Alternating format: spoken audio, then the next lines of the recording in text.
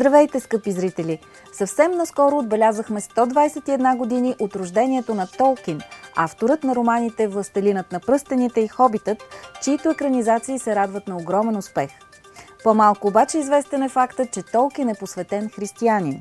За неговата вяра и творчество ще разговаряме днес с филолога Андрей Неделчев, но преди това ще ви представим една инициатива на Съюза на евангелските църкви в София – Седмица на молитвата. Какво представлява тя и за какво се молят евангелските християни, вижте в следващият репортаж.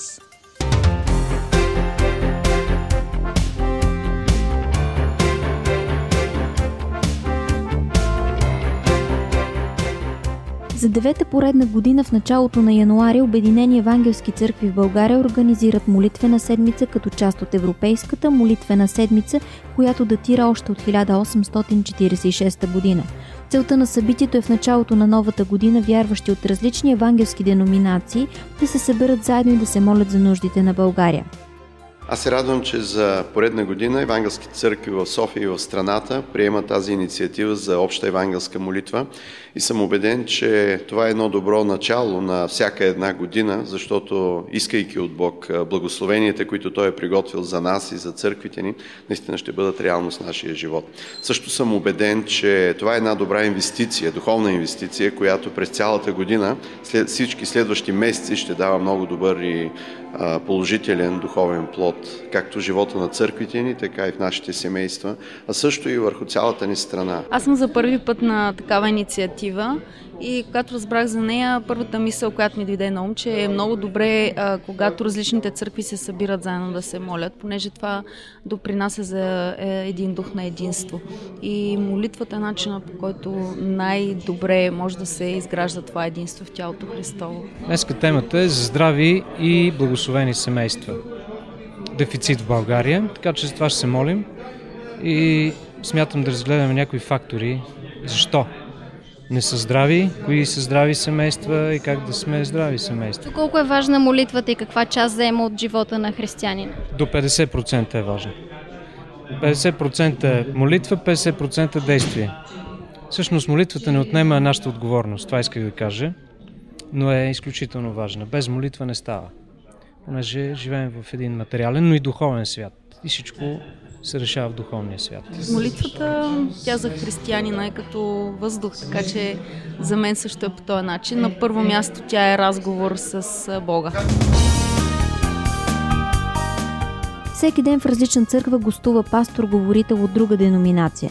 Нещата, за които вярващите се обединяват в молитва тази година, са за единството в църквата, за здрави и благословени семейства, за призоваване на нови служители на Бога, за изцеление на болни и страдащи хора, за преследваната църква по света и не на последно място за младото поколение на България за една по-успешна и благословена 2013 година.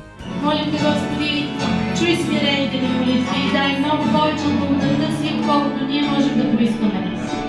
В името на нашия велики чуден Спасител Исус Христос, смеем да просим. Амин.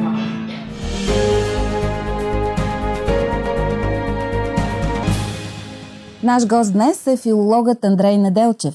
С него ще си говорим за Джон Роналд Руел Толкин, от чието рождение преди няколко дни отбелязахме 121 години, а екранизацията на световно известният му роман „Хобитът“ в момента се радва на много голям успех.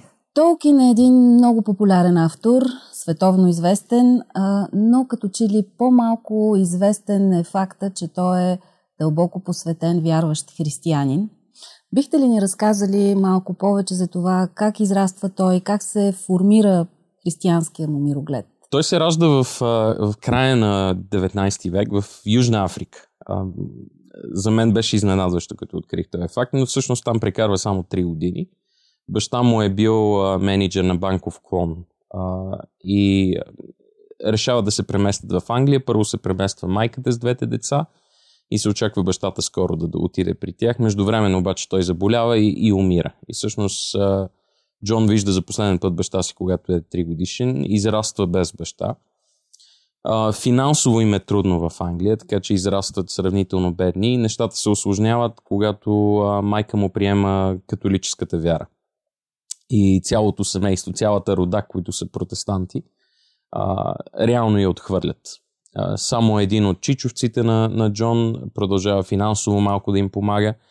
Но това е причината основно той да израства в сравнителна бедност, което и благословение обаче, защото се налага да се преместят някъде, където е по-ефтино. Първоначално са се настанили в Бирмингам, за да могат да си позволят квартира, обаче отиват в едно селце, което е извън Бирмингам. И това е, което се смята, че е дало идеята за графството, The Shire.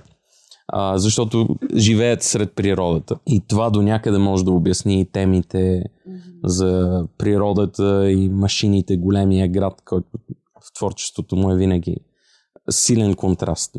Значи той израства най-вече под влиянието на майка си и нейната католическа вяра. Да, майка му започва да ги води и двамата с брат му на католическа църква много рано.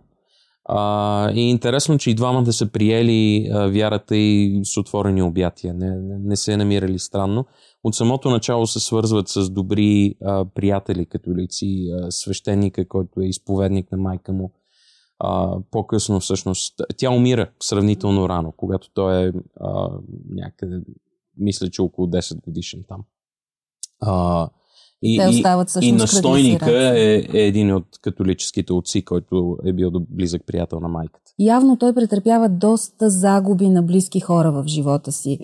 По-късно дори губи двама от своите, може би най-близките си приятели от колежа, с които дори, може би една от първите групи, които той сформира, чаяното баровианско общество, където са 3 приятели, след това те са приети, всички те са приети в много известни университети, но всички те отиват и участват на фронта, Първата световна война. Двамата му приятели загиват, той се разболява. Пак това са загуби, също както и при Луис. Оказват ли те някакво влияние върху неговото творчество, върху вярата му? Със сигурност оказват влияние. Самият Толкин се изказва много критично към психологическия подход на критика на творчеството. Не на своето само, по принцип като литературна критика. Той казва, че творбата трябва да се разглежда сама по себе си и че да, автора може да хвърли някаква светлина, но не бива да се прекалява. Но със сигурност това означава, че от най-ранна възраст е бил наясно с реалността на смъртта, на това, че тук на тази земя близките ти не остават с тебе завинаги. И в същото време някои се опитват да открият някаква тъмна нотка в творчеството му заради това. Познатите и приятелите му казват, че е бил доста лъчезарен човек. Тоест, един добър реалист, който е наясно, че тук на тази земя има скръб, живота е труден, но в същото време има надежда един ден нещата да се оправят, което разбира се във властелина е голямата тема. По-късно обаче, вече когато отива като професор в Оксфорд, сформират... Той е един от основателите на известната група на инклингите, в която участва и Клайв Стейплс Луис. Разкажете ни малко повече за тази група, за това общество, за нравите в него, за приятелството му с Луис. Интересно е, че преди инклингите е имало друга група, която Толкин действително е основал и там са чели северни митове, исландските саги и т.н. Когато се запознава с Луис, по-скоро Луис изглежда, че е основният двигател на инклингите. Но Толкин описва още първите им срещи. Интересно е, Луис описва първите им срещи като човек, който бил симпатичен, се изказва той за Толкин, ама не би му дошло зле един пердах. Струвал му се малко горд такъв. Толкин е малко по-възрастен от Луис. Самият Толкин обаче много бързо намира в Луис страхотен слушател и насърчител. Луис го е насърчавал за нещата, които пише. Ако не се лъжа, Луис е първия, на който чете от Силмарилиона, който е голямата творба, която пише цял живот и всъщност излиза чак след смъртта. Но Луис го е насърчавал страхотно за всичко това. И самият Толкин казва, че ако не е бил Луис, надали Хобит, Властелина биха видяли и бял свят. Просто не би ги издал. Би ги написал, но не би ги издал. А дали са си влияли по някакъв начин по отношение на вярата си? Самия Луис казва, че всъщност е приел християнството основно заради един разговор с Толкин и Хюго Дайсън, друг член на клуба. Като голямия поврат идва няколко години по-рано. Луис е минал от агностицизъм, нали, от идеята, че не се знае има ли Бог или не, към вярата, че да, Бог има, но не е християнския Бог. Луис не е можел да преглътне християнството, струва му се много наивно, твърде повърхностно, но е обожавал старинни митове, не само нали, северноевропейските митове, изобщо. И в този разговор с Толкин и с Хюго Дайсън, те и двамата защитават идеята, че митовете не са това, което популярно разбираме под мит, е история, която не е истинска.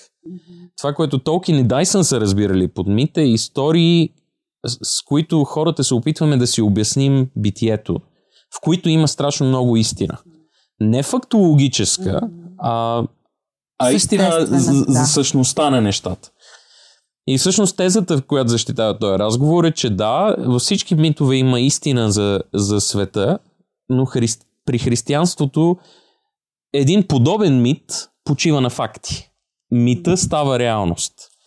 И основно с факта на Исусовото въплъщение и възкресение. Като че ли при Луис така забележимо можем да видим някои християнски мотиви, символи, но за Толкин много пъти критици и читатели се чудят как така съвместяват християнската си дълбока християнска вяра с такива приказни сюжети, непрекъснато магии, магиосници и така нататък. Можем ли да говорим за някакви християнски символи в неговото творчество? Аз мисля, че всеки, който има някакво дълбоко разбиране за християнството, като чете Толкин, просто необратимо ги забелязва. Забелязва, че творбите и целият му светоглед, целият свят, който създава.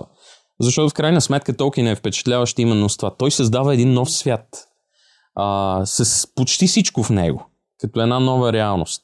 Но тая реалност в ключови елементи има страхотна връзка с християнския светоглед.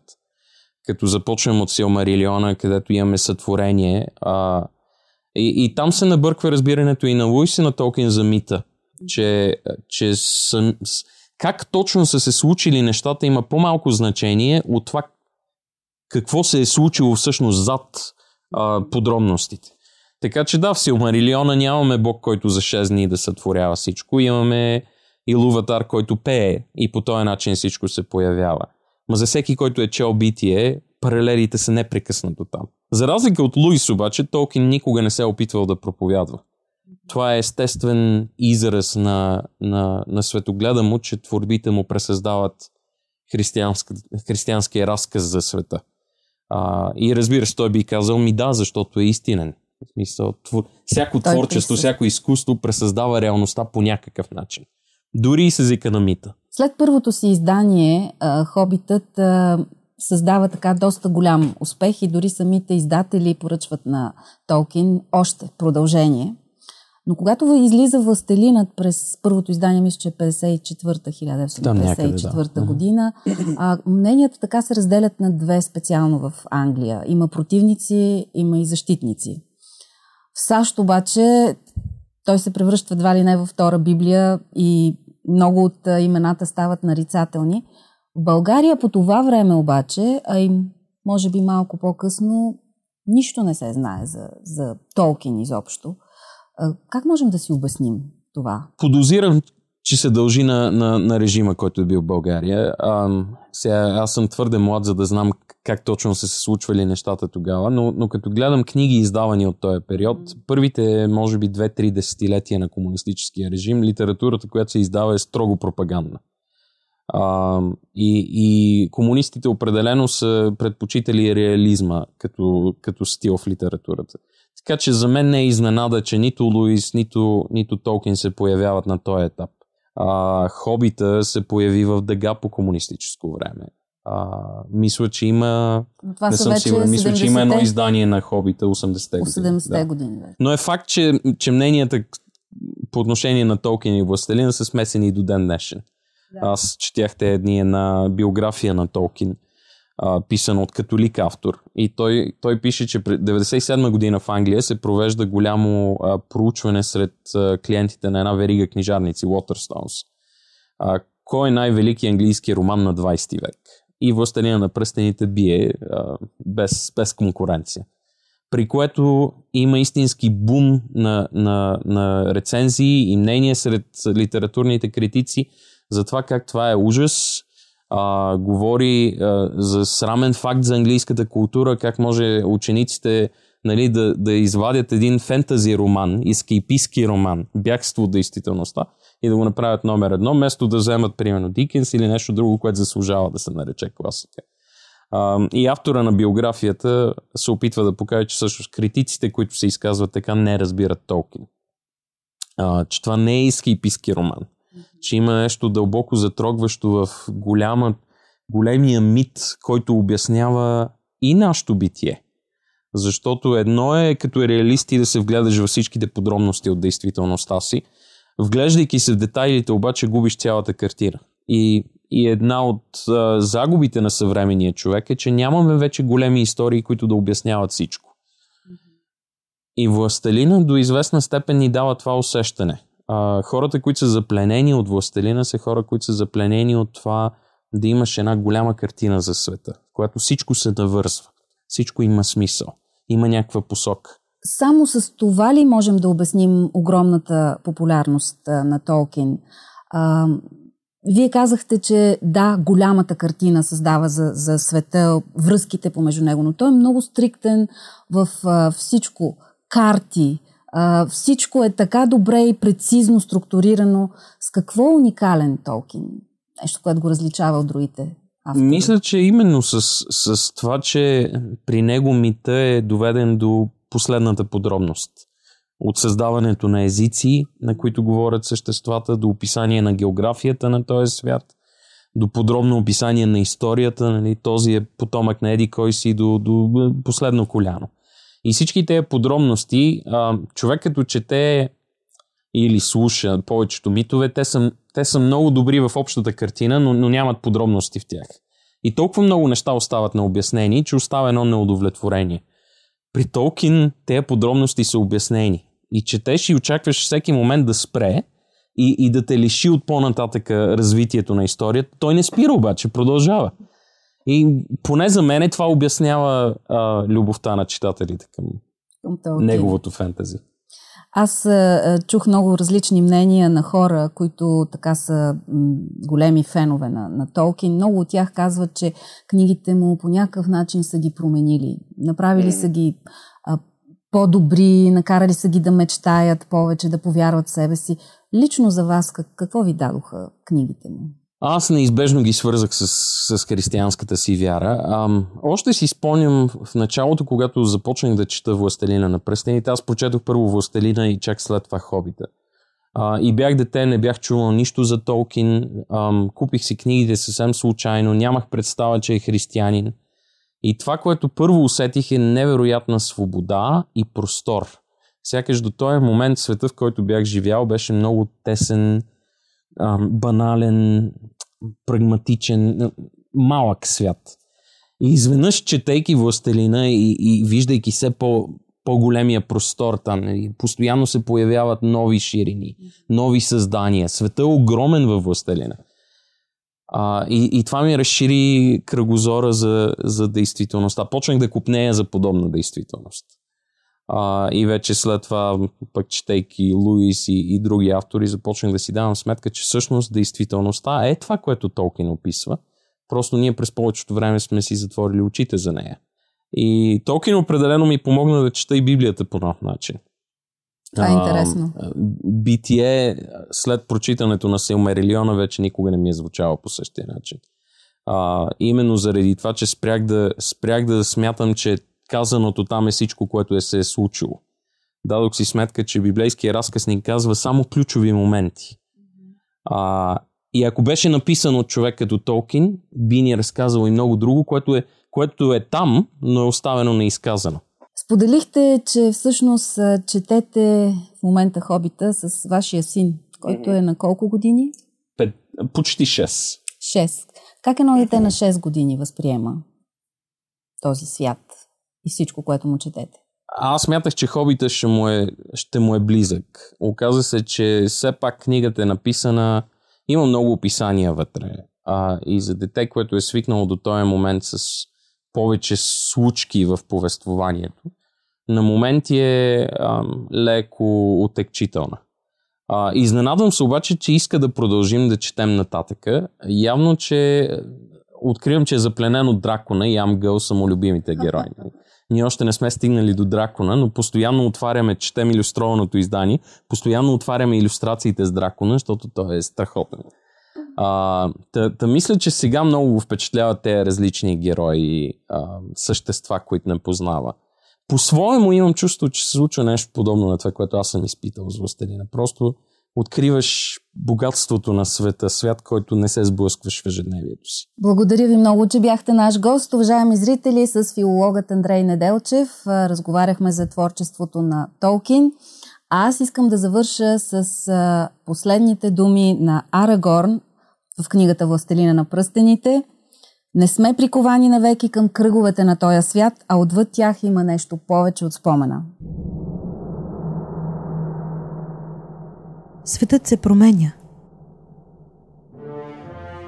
С тези думи на Лейди Галадриел започва един от най-впечатляващите филми, правени през последните години – Властелинът на пръстените, по едноименното произведение на Толкин. Наистина, светът се променя, когато влезеш в Средната земя и се потопиш в митичният свят на Толкин.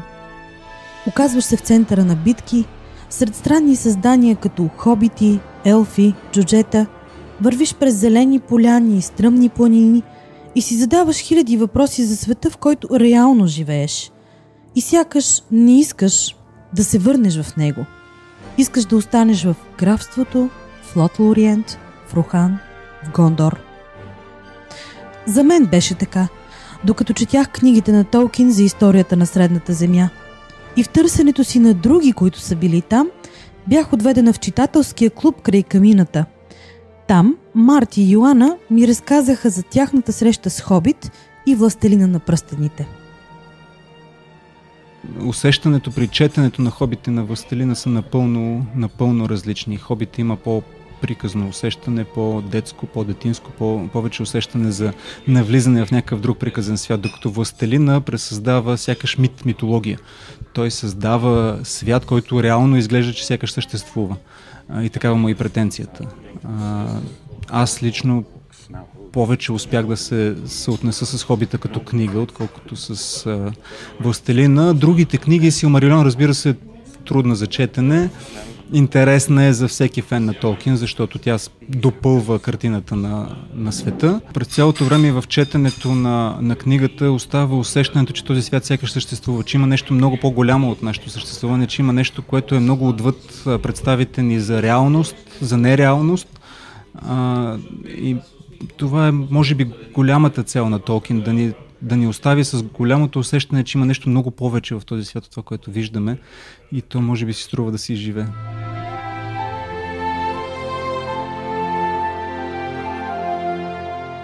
Книгите на Толкин променят усещането за света. Научават те да виждаш една по-голяма картина. И какво още? Те ми дадоха още от много малък усещането за магическото, усещането за приказка, усещането за надвременното, за големите истории,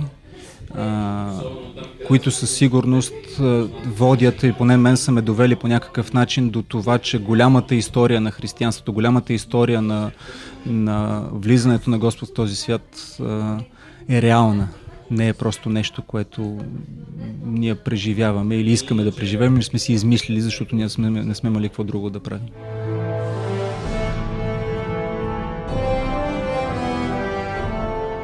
Митичният свят на Толкин се материализира на големия екран в трилогията на режисьора Питър Джаксън «Властелинът на пръстените» и новото му предизвикателство «Хобит». Филмът е направен с замаха и голямото въображение на Джаксън и обещава на феновете незабравимо преживяване. Аз може би съм един от малкото хора, които първо гледа филмите, а после има желание да прочете книгите. Самите филми ме грабнаха с това, че един съвсем различен свят от този, в който ние живеем. Една друга реалност и е просто вълшебна. Тя те прегръща и ти искаш да бъдеш част от нея, поне за тези 2 или 3 часа, през които протича филма.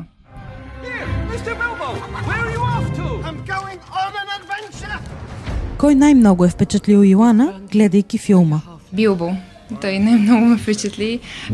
Неговото преобръщане, така да се каже, в началото и в края на филма, пътя, който той изминава и как се променя. В началото не иска изобщо да бъде част от това, което се случва в целия филм и накрая осъзнава, че всичко това е било много ценно за него.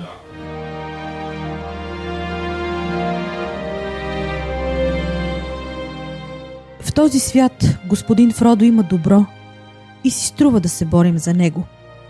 С тези думи се обръща сам към носителя на пръстена Фродо в един от най-безнадежните им моменти. Ако нашият свят ни се струва някак сив, някак безнадежден, може би бихме могли да намерим вдъхновение в Толкиновия свят и да намерим малкото добро, за което си струва да се борим. И дано преживеем и това. Вълшебство. Магически свят, който трябва да се преживее от всеки.